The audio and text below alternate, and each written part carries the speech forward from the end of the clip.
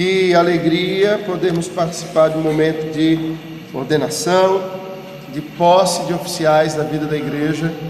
Isso demonstra a graça do Senhor, o Senhor que dá crescimento à igreja, que supre as necessidades do seu povo. Louvado seja o Senhor pela vida dessa igreja, pelo que Ele tem feito. Jó, capítulo 42. Vamos ao último capítulo do livro de Jó.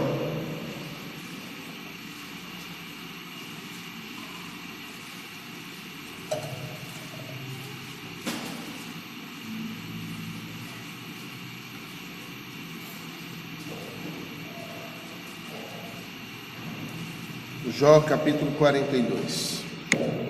Vamos ler todo o capítulo, acompanhe. Então respondeu Jó ao Senhor: bem sei que tudo podes e nenhum dos teus planos pode ser frustrado. Quem é aquele, como disseste, que sem conhecimento encobre o conselho? Na verdade falei do que não entendia, coisas maravilhosas demais para mim, coisas que eu não conhecia. Escuta-me, pois havias dito, e eu falarei. Eu te perguntarei e tu me ensinarás. Eu te conhecia só de ouvir, mas agora os meus olhos te veem, por isso me abomino e me arrependo no pó e na cinza. Tendo o Senhor falado estas palavras a Jó, o Senhor disse também a Elifaz, o temanita: a minha ira se acendeu contra ti e contra os teus dois amigos, porque não disseste de mim o que era reto, como o meu servo Jó. Tomai, pois, 7 novilhos e 7 carneiros, e ide ao meu servo Jó, e oferecei holocaustos por vós. O meu servo Jó orará por vós, porque dele aceitarei a intercessão, para que eu não vos trate segundo a vossa loucura, porque vós não dissestes de mim o que era reto, como o meu servo Jó. Então foram Elifaz o temanita, e Bildade o suíta, e Zofar o naamatita, e fizeram como o Senhor lhes ordenara, e o Senhor aceitou a oração de Jó. Mudou o Senhor a sorte de Jó, quando este orava pelos seus amigos, e o Senhor deu-lhe o dobro de tudo o que antes possuía. Então vieram a ele todos os seus irmãos, e todas as suas irmãs, e todos quantos dantes o conheceram, e comeram com ele em sua casa, e se condoeram dele, e o consolaram de todo o mal que o Senhor lhe havia enviado. Cada um lhe deu dinheiro e um anel de ouro. Assim abençoou o Senhor o último estado de Jó, mais do que o primeiro, porque veio a ter 14.000 ovelhas, 6.000 camelos, 1.000 jumentas, 1.000 juntas de boi e 1.000 jumentas. Também teve outros 7 filhos e 3 filhas. Chamou o nome da primeira Gemima, o da outra Késia e o da terceira Queren-apute. Em toda aquela terra não se acharam mulheres tão formosas como as filhas de Jó. E seu pai lhes deu herança entre seus irmãos. Depois disto, viveu Jó 140 anos, e viu a seus filhos e aos filhos de seus filhos, até a 4ª geração. Então morreu Jó, velho e farto de dias. Amém. Vamos orar? Senhor, nós te bendizemos, te louvamos por tua graça que nos alcança, porque o Senhor que operou no passado na vida de Jó, conduzindo o teu servo ao conhecimento do Senhor, o Senhor que operou graciosamente com a tua providência no meio das aflições, das lutas e do sofrimento do teu servo Jó. É o mesmo Deus que opera hoje em nós, o mesmo Deus que nos consola, o mesmo Deus que nos coloca e nos convoca para um caminho de aprendizado e de intimidade contigo. Por isso te louvamos porque podemos confiar em tua bondade, em teu amor, em tua sabedoria, em tua soberania. O Senhor é perfeito em todos os seus caminhos, e nós, como teu povo, Senhor, nos prostramos diante de ti, reconhecendo a tua grandeza, reconhecendo o teu poder, reconhecendo a tua sabedoria acima da ciência humana e de tudo que porventura venhamos a conhecer. Tu és Deus, e nós somos o teu povo, e nos prostramos diante do teu senhorio, confiados e em amor a ti, pela tua obra redentora em nosso favor.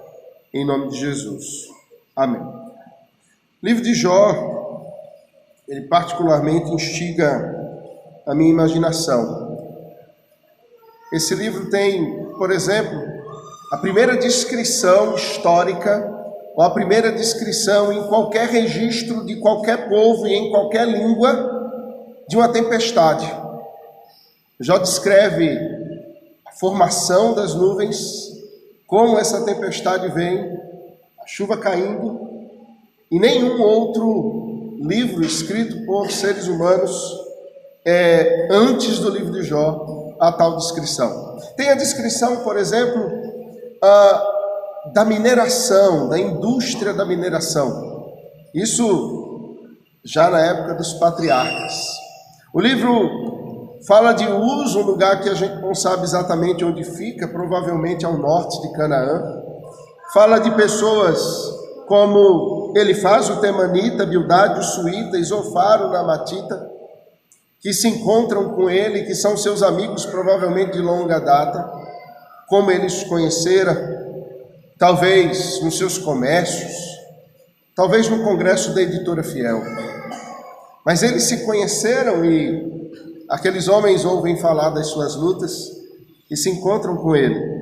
Demonstram uma amizade, um favor em direção àquele homem. Ninguém sai de casa, ninguém deixa os seus afazeres, ninguém deixa a sua família e se dirige a uma cidade longe, quando não há meios de transporte fáceis, quando a caminhada é feita pelo deserto, em camelos ou em cavalos ou em jumentos, para consolar alguém sem que tenha afeto por essa pessoa. Nós atravessamos fronteiras para estar com amigos e irmãos que precisam de nós. É isso que move Elifaz, Bildade, Isofar a procurar Jó para consolá-lo. Eu fico pensando, quando vejo o livro de Jó, nesses tempos remotos que nos trazem à mente aquela época em que os patriarcas caminharam por essa terra, em que Deus falava com eles, em que eles ouviam a voz de Deus, e eu pergunto como ouviam essa voz. Não havia ainda escritura, e Deus se revelava a esses homens. Penso sobre a controvérsia entre Deus e Satanás, e sobre o justo Jó que é conduzido a essa saga. Que imagem aquela, e como Jó tomou conhecimento disso, certamente porque Deus o revelou, do que ocorrera, provavelmente depois do capítulo 42, quando então Jó tem o conhecimento dos planos de Deus, e ele olha e diz: os teus planos são mais altos, Senhor, eu não sei de absolutamente nada, bem sei que tudo podes, e nenhum dos teus planos pode ser frustrado. Agora eu vejo a tua grandeza. Eu penso também nos acontecimentos de Jó. Como pai, morro de medo do que aconteceu com ele. Penso na trágica situação em que aquele homem se encontrou. Penso nas questões existenciais dele. E há muitas nesse livro. Em sua resistência para permanecer diante de Deus em meio às próprias dúvidas, em meio às próprias dores, e a conselhos que talvez ele tenha ouvido também da boca de outras pessoas, do tipo: abandona o teu Deus, ou amaldiçoa o teu Deus e morre, mas mantendo-se fiel. A sua resiliência no meio de acusadores que deveriam ser consoladores. Fico imaginando que tipo de graça alcançou a vida daquele homem nesse momento. E confesso que fico impressionado com um jovem que surge no capítulo 32 e que fala até o capítulo 37, Eliú, um jovem que tem a coragem de se erguer no meio de uma congregação de idosos, numa época em que jovens não abriam a boca no meio de idosos, mas que, impulsionado pela verdade do Evangelho, pede licença e contrapõe homens importantes como Elifaz, Bildade, Isofar, e todos os que estavam ali em praça pública acusando Jó, apresentando a verdade acerca da ação de Deus, apontando uma cosmovisão acerca do poder de Deus e, em algum momento, exortando amorosamente Jó a se manter firme diante de Deus no meio das tribulações. Mas confesso que ainda mais maravilhado eu fico com os capítulos 38 ao capítulo 40, quando Deus fala com Jó. Que coisa extraordinária, quando Deus, do meio das nuvens, e imagino que como João ouviu com voz do trovão, fala com Jó, como no verso 4 do capítulo 38. Onde estavas tu quando eu lançava os fundamentos da terra? Dize-me se tens entendimento. Quem lhe pôs as medidas, se é que o sabes? Ou quem estendeu sobre ela o cordel, sobre que estão fundamentadas as suas bases? Ou quem lhes assentou a pedra angular? Ou no verso 8, ou quem encerrou os mares com portas, quando irrompeu da madre, quando eu lhes pus as nuvens por vestidura e a escuridão por fraldas? Dize-me se tu conheces. Ou no verso 12, acaso desde que começaram os teus dias, deste ordem a madrugada, ouviste a alva saber o seu lugar, para que se apegasse às orlas da terra e desta fossem os perversos sacudidos? Ou verso 16, acaso entraste nos mananciais do mar, ou percorreste o mais profundo abismo? Ou no verso 19, onde está o caminho para a morada da luz? E quanto às trevas, onde é o seu lugar? Tu sabes porque nesse tempo eras nascido, e porque é grande os números dos seus dias? Deus começa a desafiar Jó e a dizer: você não sabe de nada, Jó. Por mais que você seja íntimo, por mais que você me conheça, por mais que você seja filho de crentes, por mais que você tenha sido criado na presença de Deus, você precisa aprender muito. Irmãos, havia um problema na vida de Jó, que se repete na nossa vida também. Jó era um homem íntegro, reto, e se desviava do mal. Um homem que amava a Deus, temia a Deus e servia ao Senhor. E isso, de alguma forma, o encheu de um sentimento de que Deus deveria mantê-lo intocado das lutas e sofrimentos da vida. Esse é um grande embate de Jó no seu coração. Ora, ele reconhece a autoridade de Deus em feri-lo. Em outros momentos, ele questiona a Deus porque o fere. E nós somos assim. Costumamos oscilar entre uma fé inabalável e momentos de dúvidas profundas.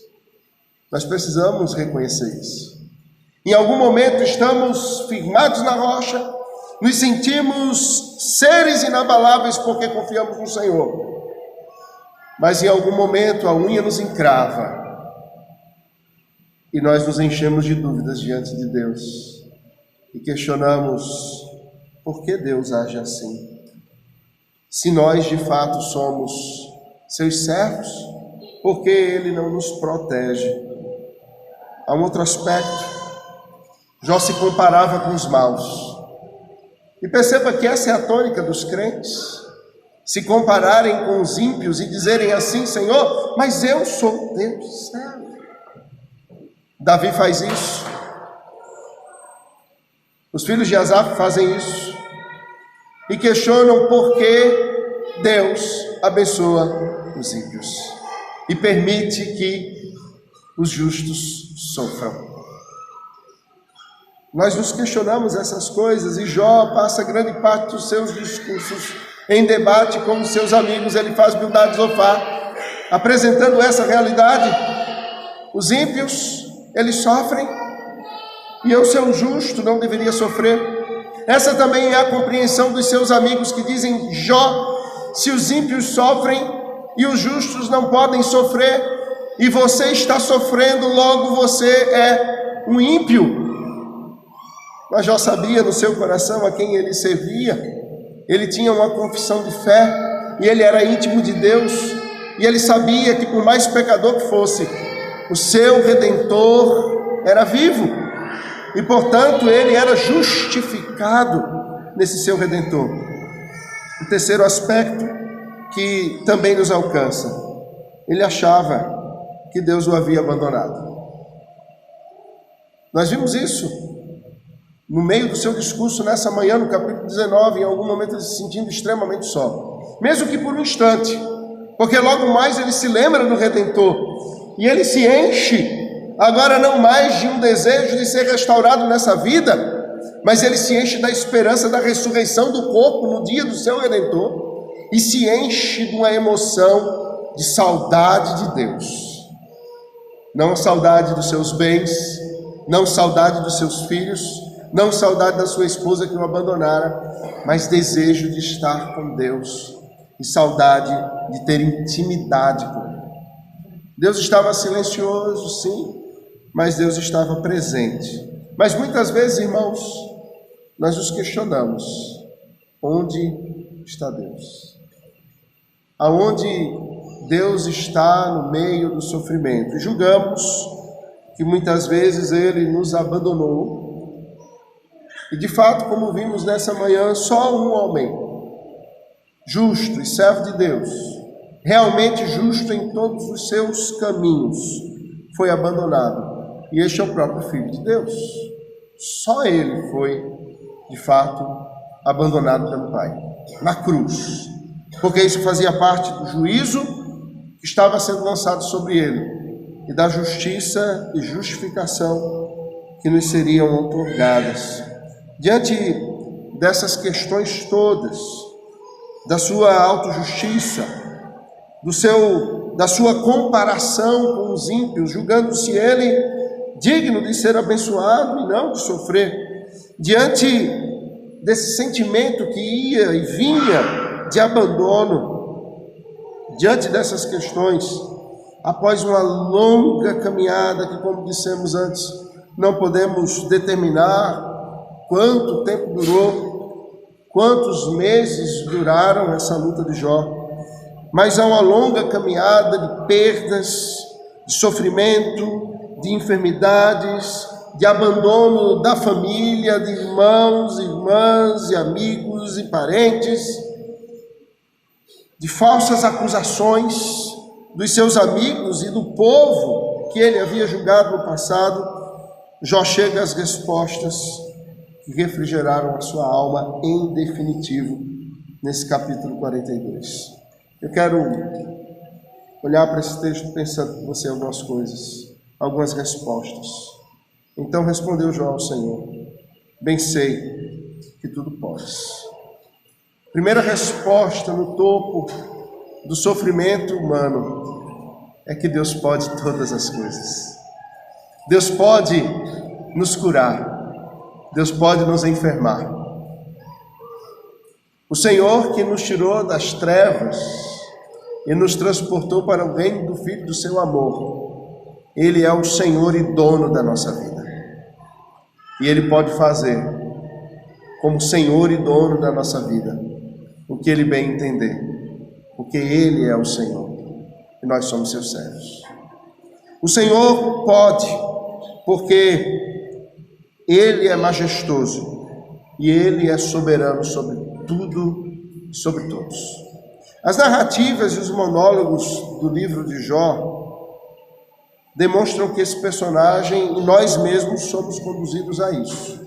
A soberania de Deus, a sua providência no mundo quebrado. E nós, observando a soberania e a providência de Deus, chegamos a uma conclusão que é a conclusão das Escrituras em Apocalipse. O Senhor é o Rei do Universo. O Senhor convoca todos os espíritos à sua presença para prestarem contas. Vimos isso nos versos 6 e 7 do primeiro capítulo.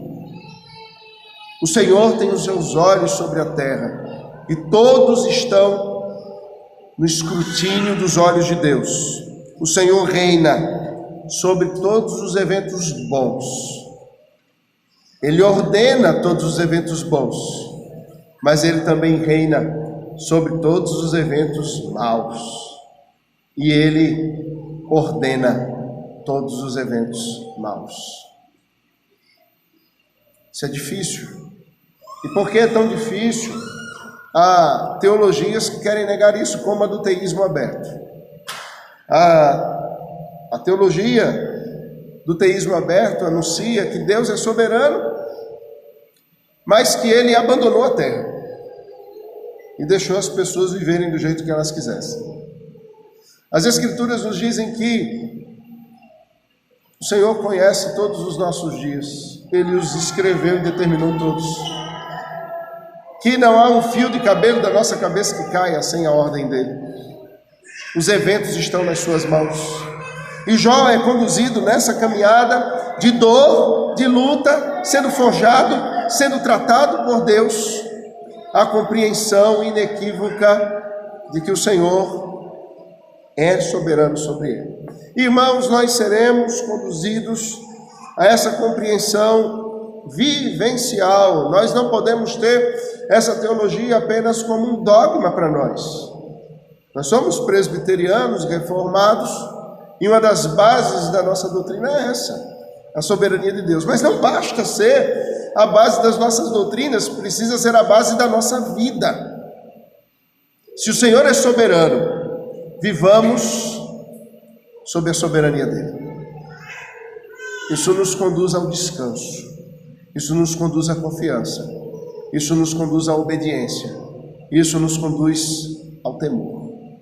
Ele é soberano sobre todas as coisas. Às vezes, conversava com o pastor Hebe agora recentemente e falávamos, pastor quando senta para conversar, gosta de conversar sobre problema. É sempre o prato do dia, problema. Graças a Deus a gente mal falou de problema, né? Mas a gente tem conversado muito sobre problema. São muitos, dos mais variados. Ontem mesmo estava recebendo mensagem de WhatsApp de problema para resolver lá quando eu chegar. Eu já estava planejando de que horas eu vou sentar para resolver isso com fulano, com Beltrano e mediar as situações. Mas a gente não vai caminhar cabisbaixo. Os irmãos não vão ver pastor Hebe nem a mim com um sorriso escondido, nem praguejando da vida, porque a gente sabe que Deus é soberano e Ele está acima dos problemas que temos para resolver. E no final das contas nós não resolvemos nada se o Espírito Santo dele não operar nos corações. Nós não temos a capacidade de operar, nós não temos a capacidade de resolver. Há umas semanas atrás, um irmão estava mandando uma mensagem dizendo: eu não aguento mais a minha mulher, eu vou me divorciar dela. E ela mandando também: eu não aguento mais o meu marido, eu vou me divorciar dela. Na semana seguinte ela tomou uma caixa de Rivotril inteira de uma vez só, líquido. E aí estávamos eu e ele numa madrugada no hospital, ela sendo conduzida à lavagem estomacal, depois para a UTI, e ele chorando e dizendo: mas eu amo a minha esposa. Mas tu não queria se divorciar dela, infeliz? No dia seguinte estava os dois de mãozinha dada.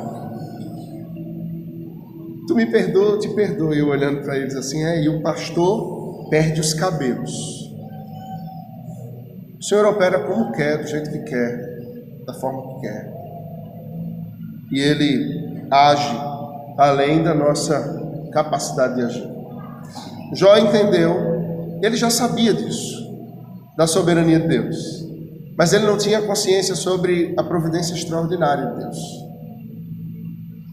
Algo que Deus opera para além da nossa capacidade de 2 mais 2 é 4, para além da mente cartesiana, para além de ações e reações, de atos e consequências. Deus opera extraordinariamente como Ele quer. Por exemplo, pouco depois desse episódio de Jó, o povo de Deus se encontrará no Egito, escravo. E Moisés é conduzido pela mão extraordinária de Deus, quando bebê, num cesto de juncos, aos pés da filha de Faraó.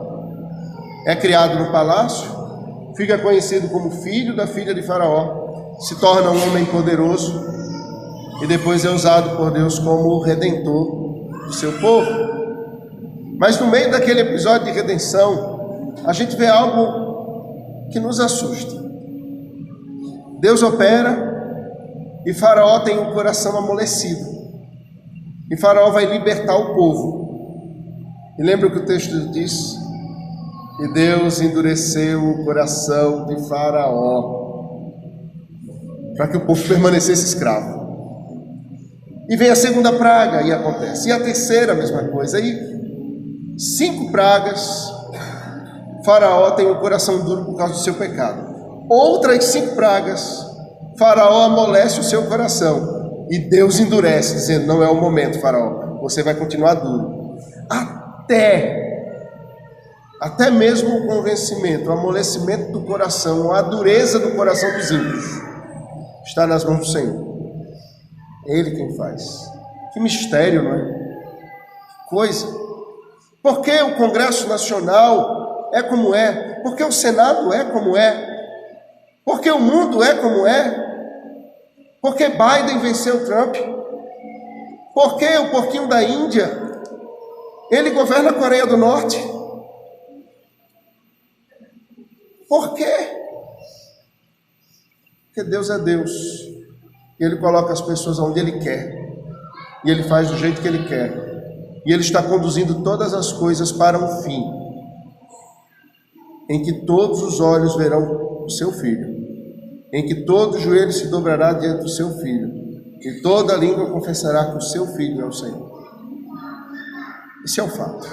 Em segundo lugar, Jó tem como resposta sabedoria, força e a perfeição de Deus.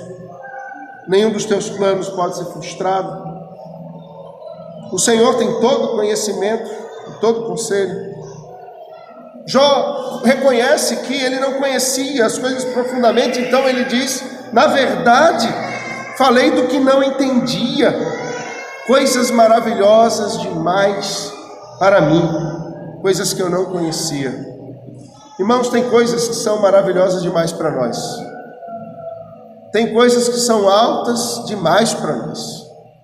Tem coisas que são profundas demais para nós. Você sabe que o homem quer ir a Marte, não é? Até 2030, a ideia é ter a primeira missão. No entanto, o homem ainda não conseguiu descer as fossas abissais dos oceanos aqui no nosso planeta. Você percebe a loucura humana? O homem não conseguiu chegar às profundezas dos mares, mas ele quer ir a planetas distantes. O homem que não conseguiu sequer descer a profundeza dos mares,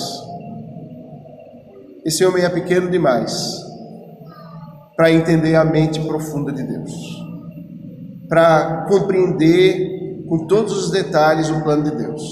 Por isso, a nossa caminhada é por fé, e o justo vive pela fé.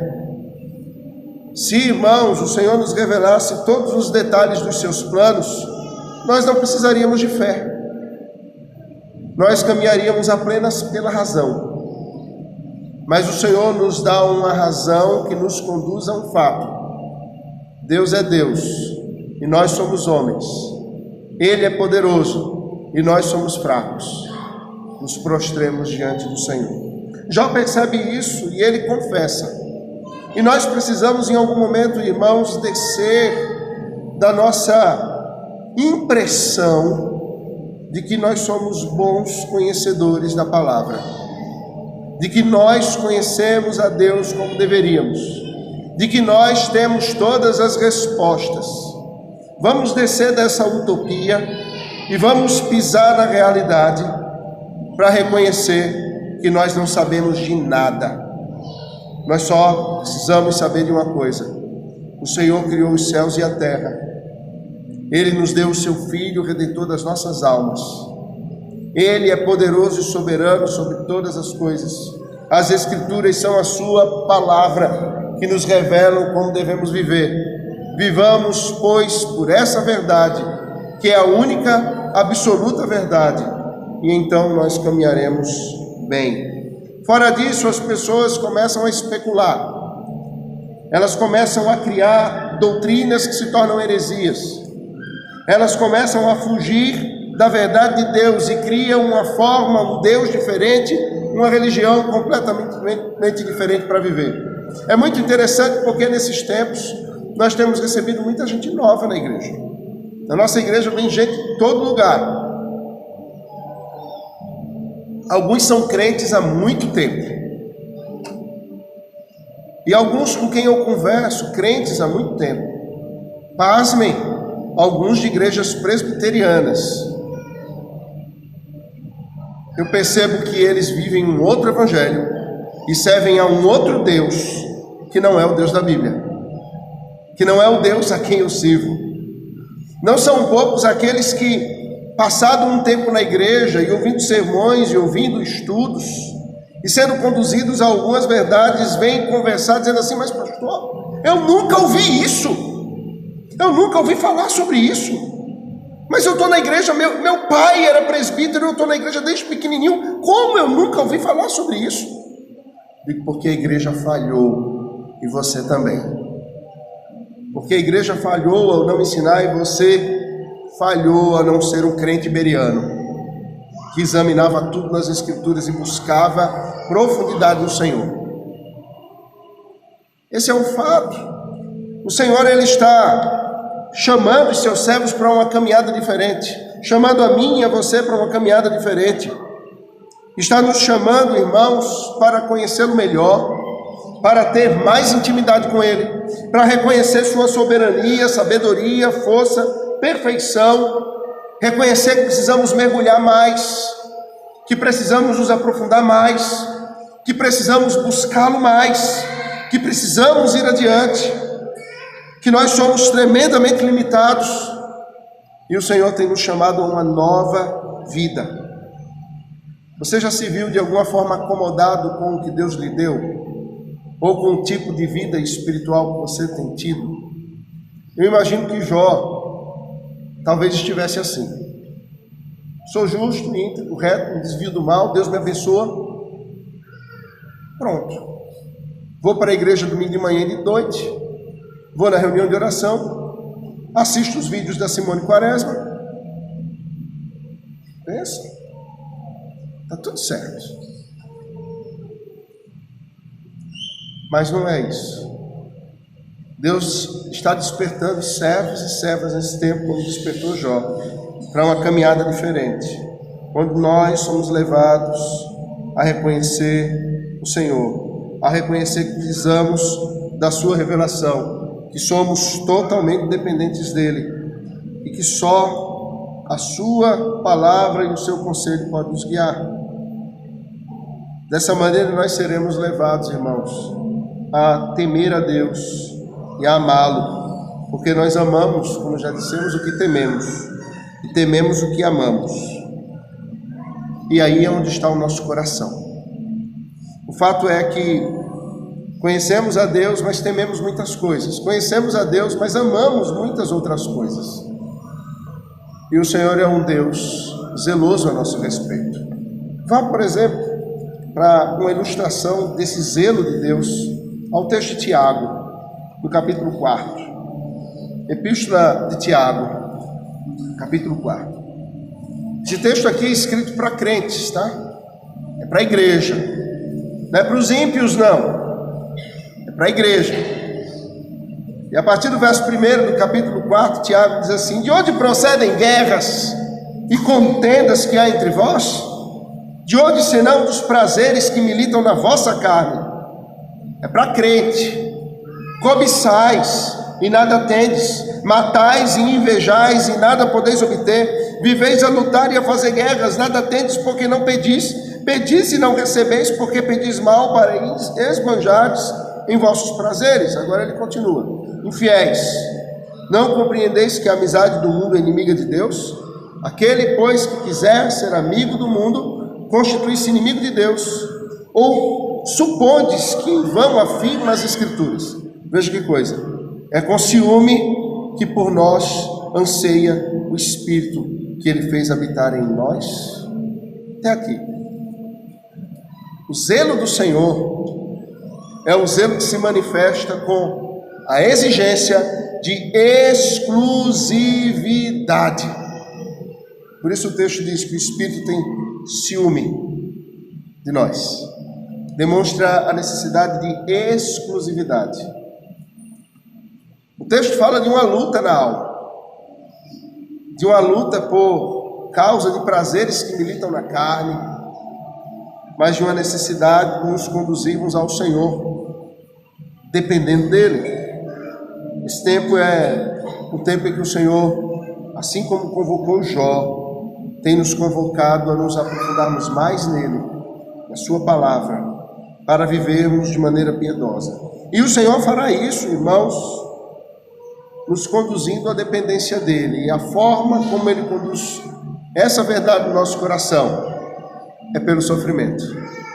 O Senhor nos conduz pelo sofrimento a dependermos dele.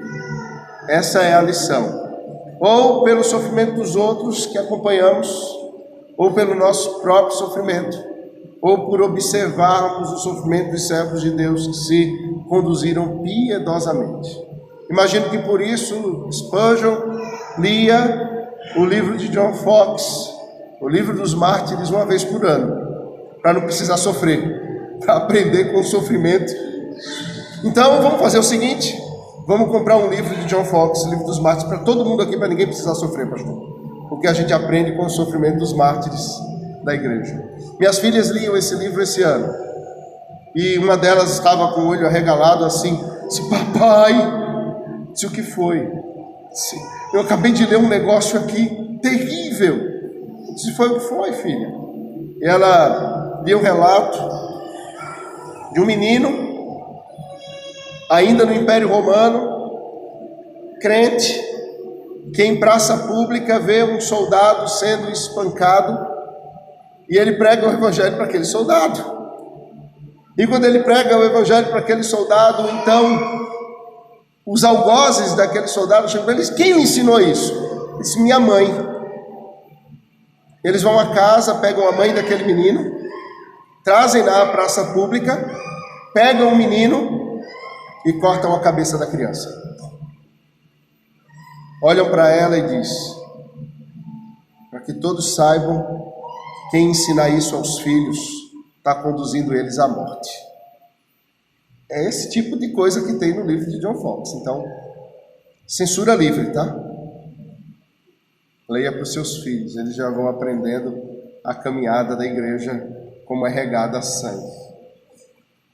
O Senhor nos conduz à fidelidade no meio de uma nuvem de testemunhas, que foi fiel até a morte, que herdou a coroa da vida. Chegamos no terceiro aspecto. A resposta, primeiro, é a majestade de Deus, e segundo, é a sabedoria, força, perfeição do Senhor. A terceira é essa profundidade. Nenhum de nós conhece a Deus tanto, e nenhum de nós já se santificou tanto, nenhum de nós aqui é tão obediente a Deus, que não necessite de mais intimidade, de mais santificação, de um coração mais obediente. Nem mesmo João. Ele era o melhor homem da sua época, mas ele não era totalmente santificado como deveria ser, nem totalmente íntimo como deveria ser. Nenhum de nós o é. Sua confissão é de que ele precisava de mais, e ele afirma isso. Eu te conhecia só de ouvir. O texto diz que ele era íntimo de Deus, mas ele diz: eu te conhecia só de ouvir. A minha intimidade era uma intimidade muito superficial. Irmãos, a nossa intimidade com Deus é superficial. A minha é superficial. nós precisamos cavar mais, precisamos ir mais fundo.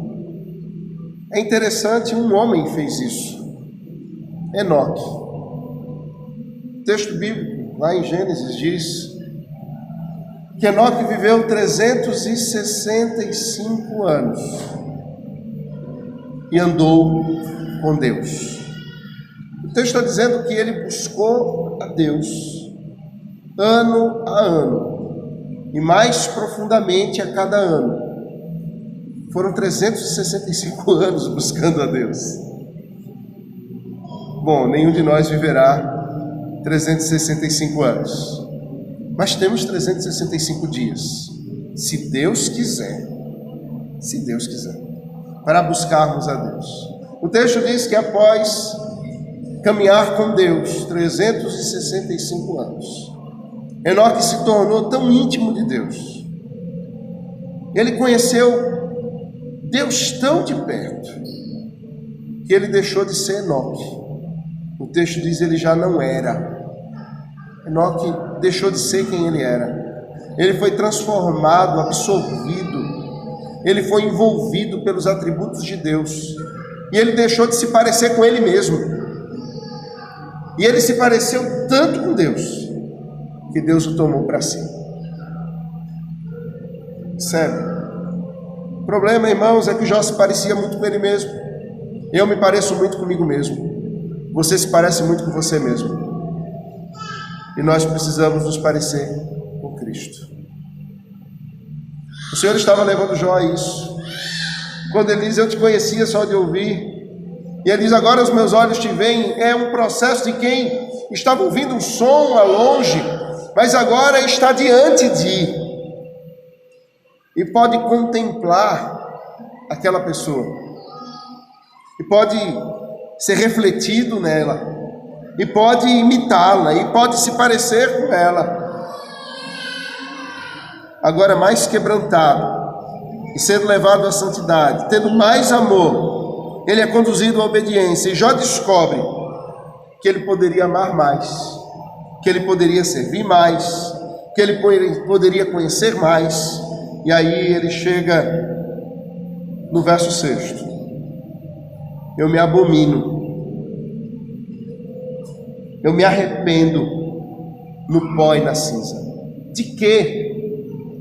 Nós já vimos que todo o sofrimento de Jó não foi por causa de um pecado específico. Então do que ele se arrepende?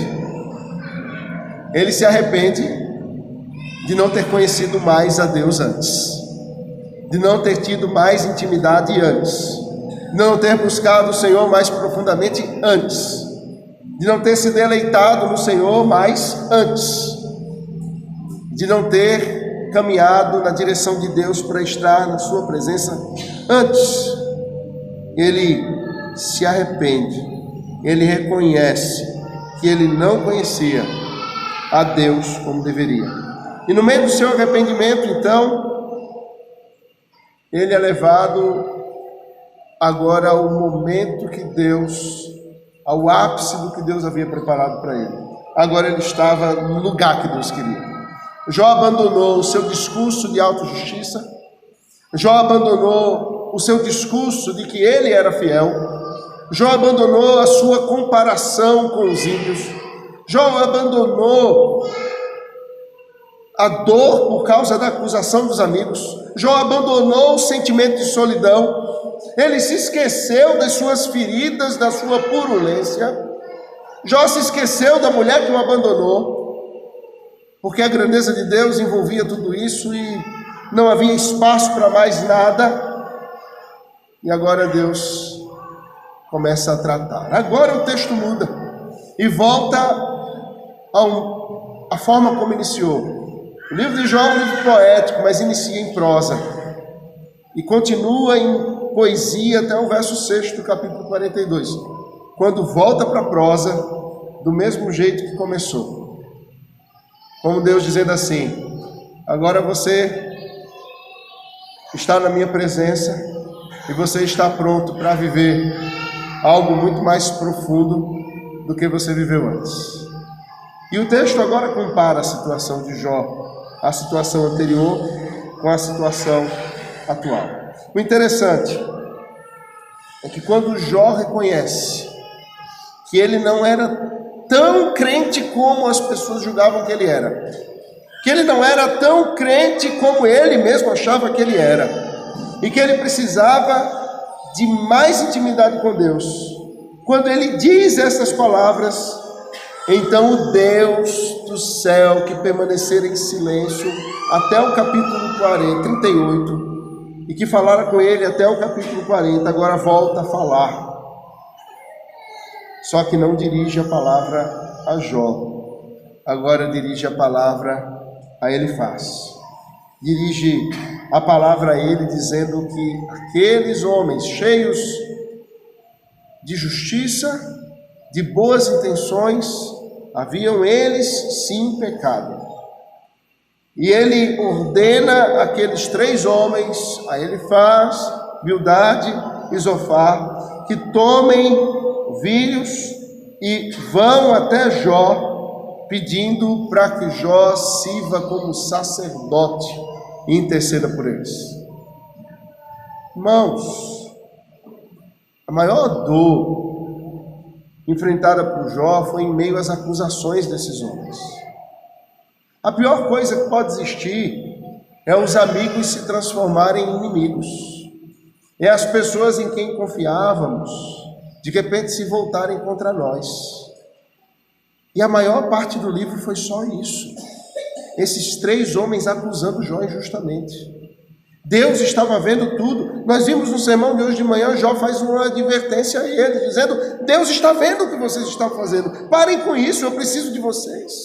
Eles não dão ouvidos, eles continuam batendo em Jó e acusam Jó de adultério, acusam Jó de ser agiota, acusam Jó de ser um escravagista injusto, acusam Jó de não pagar o salário dos seus empregados, acusam Jó de grilagem de terras.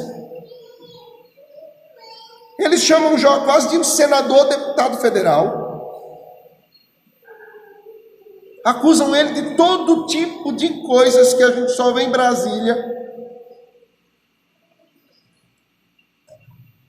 E agora, aqueles 3 homens chegam diante de Jó, humilhados, com holocaustos, pedindo a Jó que ore por eles. Agora imagine você no maior sofrimento, e ao invés de receber uma palavra de consolo, os amigos se levantarem contra você, lhe acusando, lhe espizinhando, lhe maltratando, lhe machucando. E o mundo gira e esses amigos agora estão diante de você dizendo: ora por mim. Oro, abençoado. Vou fazer oração imprecatória. Salva, Senhor, e leva logo. Jó nem discute. Agora Jó era um homem de intimidade tão profunda com Deus. Ele, imagino, agora estava esvaziado de si mesmo. Se havia um traço de arrogância, foi embora. Se havia um traço de autojustiça, se esvaiu lá no monturo. Se havia uma arrogância espiritual, secou. E Jó olha para aqueles homens e o texto diz que Jó ora por eles. E que coisa maravilhosa, irmãos. O texto diz que enquanto Jó estava orando pelos seus amigos, o Senhor mudou a sorte de Jó. No meio daquela oração, onde houve comunhão, então, quando eles 4 se ajoelharam diante de Deus, e o Senhor usou Jó como um sacerdote ali, o Senhor operou graça na vida daqueles homens e operou graça na vida de Jó, de maneira que ele ganhou, recebeu tudo em dobro. Ele recebeu bens em dobro, recebeu riquezas em dobro. Aquela esposa voltou e ele recebeu filhos em dobro. Recebeu mais 10 filhos aqui, porque 10 filhos já estavam diante do Senhor. Um homem que tinha 10 filhos agora tinha 20 filhos. E o texto diz que as filhas dele eram as mais belas de todo aquele tempo. O Senhor deu mais um sofrimento para Jó. Eu compartilho do sofrimento dele. Cuidar e proteger aquelas 3 filhas tão belas. Eu acho que o meu sofrimento é maior, pastor Hélio. Eu tenho 4 filhas para proteger. Que Deus me ajude. O Senhor transformou quando eles oraram. O Senhor transformou quando houve intercessão. Quando Jó não clamou mais pelos seus sofrimentos. Quando ele tirou o foco das suas angústias. Quando ele parou de olhar para as suas dores. Quando ele não viu mais as feridas com pus que cobriam seu corpo. E ele olhou para os amigos que precisavam de oração. Deus mudou. Você percebe aqui uma coisa interessante? Enquanto nós estivermos, irmãos, muito focados em nós mesmos e não percebemos que fomos trazidos a um corpo, nós não teremos aprendido a lição. O nosso sofrimento se dá no corpo. E se um adoece no corpo, o corpo todo adoece. Se um sofre no corpo, o corpo todo sofre. Se um padece no corpo, o corpo todo padece. Elifaz, Bildad e Zofar não haviam entendido isso até que Deus os exortou. Agora eles entendiam. Jó não havia entendido isso até que seus amigos vieram a ele, pedindo que ele orasse em seu favor. Quando eles entenderam que Deus manifesta a graça na comunhão dos santos, que Deus manifesta a graça no meio do seu povo, então eles estiveram em comunhão diante de Deus, e a bênção de Deus foi derramada ali. Irmãos, tem uma coisa, no meio do sofrimento nós muitas vezes costumamos nos isolar. Nós queremos que as pessoas nos busquem, nos papariquem, e costumamos dizer assim: mas ninguém me procurou. Não é? Já viu isso acontecer? Já sentiu isso? Vamos ser sinceros, a gente age assim. Quando na realidade nós devemos buscar a família da fé, partilhando o nosso sofrimento. E essa família da fé precisa estar atenta para juntos caminharem na presença de Deus, para haver intercessão, oração, para juntos chegarem não com o holocausto, mas por causa do holocausto que foi feito, à presença do Senhor, e serem abençoados. Concluindo, no início Jó se achava justo, e por isso ele se achava intocável, mas Deus toca nos justos. Ele os faz sangrar. Deus tocou no único justo, Jesus, o nosso mestre. Ele foi tocado e ele sangrou. Não sangrou porque foi pregado meramente numa cruz por homens. Ele sangrou porque ele obedeceu ao Pai. E tendo tocado o justo, os injustos foram justificados. Deus não poupou seu Filho por amor de nós. E Deus não nos poupará por amor de nós. O Deus que sangrou seu Filho para nos salvar é o Deus que nos sangrará para nos santificar, para que o conheçamos mais e mais profundamente. O reverendo Emílio Garófalo conta uma história nos seus sermões de um artigo que lera no jornal de um tigre que num circo avançou contra o seu domador, adestrador. Não sei se vocês já ouviram esse relato. Ele está no circo, nunca havia acontecido isso, o tigre avança e pega-o aqui. E os homens que estão ao redor já pegam nas armas para atirar no tigre, e o domador com uma mão levanta e pede para eles esperarem. Ele percebe que o tigre mordeu, mas não abocanhou.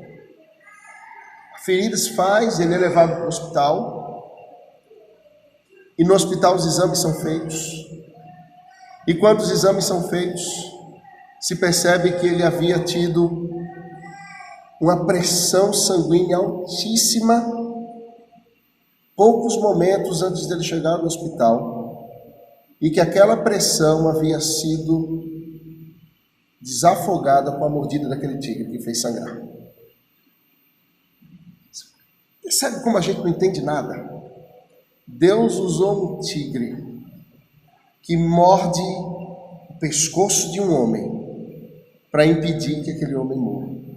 De alguma forma o tigre percebeu alguma coisa, porque Deus o fez assim, e ele abocanhou. O Senhor não é um tigre, mas às vezes ele nos abocanha para nos salvar, nos faz sangrar, para que nós não morramos, para que nós tenhamos vida, e nós precisamos crer nisso.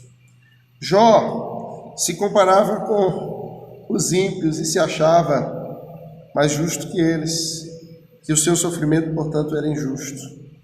Mas Deus queria levar o seu servo a aprender o contentamento no meio da aflição. Aprender que a sua riqueza não estava em bens, ou família, ou amigos, mas no Redentor que vive, que seria levantado na terra. Jó é levado a colocar o seu coração no lugar certo. É claro que a vida dele é assim, e a nossa também. Enfrentamos altos e baixos. E tem um dia que a gente acorda vendo o Redentor e praticamente o céu aberto. Mas tem outros dias que nós olhamos para cima e só vemos densas e negras nuvens. William Cowper viveu no século XVII, escreve um hino falando sobre isso: misterioso é o nosso Deus. William Cowper viveu e enfrentou a depressão por vários anos da vida dele e tentou o suicídio pelo menos 2 vezes. William Cowper se tornou um dos mais célebres e mais profundos escritores de hinos. E um hinário foi produzido na Inglaterra, chamado do Hinário de Owen, com 400 hinos escritos por William Cowper. A maioria deles, quando ele estava em depressão. E nesses hinos, quando ele estava em depressão, ele falava da grandeza de Deus, da soberania de Deus, da providência de Deus, e que por trás das negras nuvens vem o poder do nosso Pai. Coisa! A igreja foi abençoada por um homem em depressão. Por causa da depressão, ele conheceu a Cristo. Ele conheceu a Cristo. Internado no hospital, uma família prega o evangelho a ele. E ele passa a servir o Senhor a partir dali, aos 30 anos de idade. É linda a história dele. John Piper tem em um dos seus livros, acho que Sofrimento, alguma coisa, está lá o relato da história de William Cowper. Por causa do Redentor, nós podemos olhar para além das negras nuvens e podemos nos erguer no meio das situações mais difíceis. Por fim, ele achava que o Senhor lhe tinha abandonado, irmãos. E nós muitas vezes achamos isso. Nós achamos que o Senhor não nos ouve, que os seus ouvidos não estão atentos, os seus olhos não estão a nos ver. Nós nos sentimos sozinhos, mas o Senhor está em nós, com o seu Espírito. E nós precisamos manter uma comunhão com o Senhor. Ele sempre está perto. Só um justo, como dissemos de manhã, foi abandonado.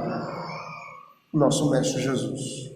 Nós nunca fomos e nunca seremos, porque estamos guardados em suas mãos. A comunhão dos santos é um lugar do sofrimento e da graça. A família da fé é um lugar onde o sofrimento é vivenciado e tratado. Quando intercedemos uns pelos outros, quando nos envolvemos na luta uns dos outros, o Senhor muda a nossa sorte. Que o Senhor nos abençoe e aplique a sua palavra ao nosso coração, irmãos. Amém.